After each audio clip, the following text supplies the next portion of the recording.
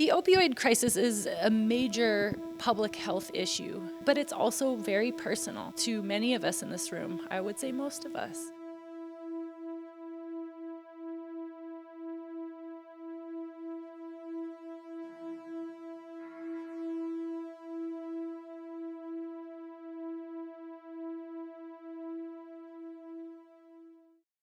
I've learned to dream big dreams because they come true. They do. They absolutely do. I envisioned the Etheridge Foundation as the place where we can bridge this, where we can be right in there adjacent to both sides, the science and the soul, the spirit, the earth, and bring it back together, which is the very definition of holistic medicine.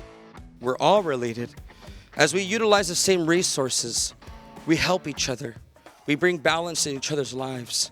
The Etheridge Foundation makes sure that a percentage of every dollar goes to the indigenous, going back into the roots of where each of these medicines came from.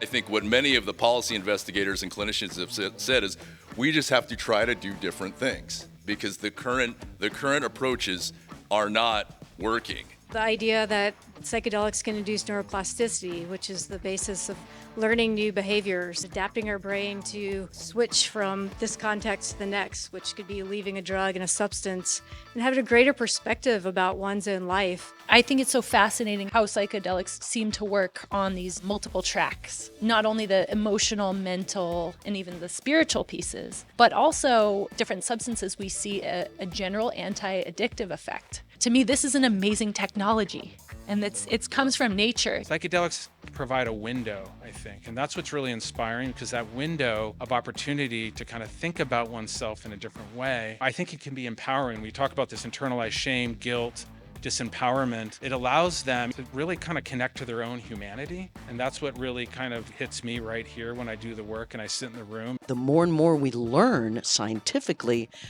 that road between soul and science is getting closer and closer. You all, you've heard about the scope of this issue, the intensity and severity of it, and we've also heard about some incredibly promising changes that we can build. But we can't do it alone. We need you. We need others to join in this movement with us.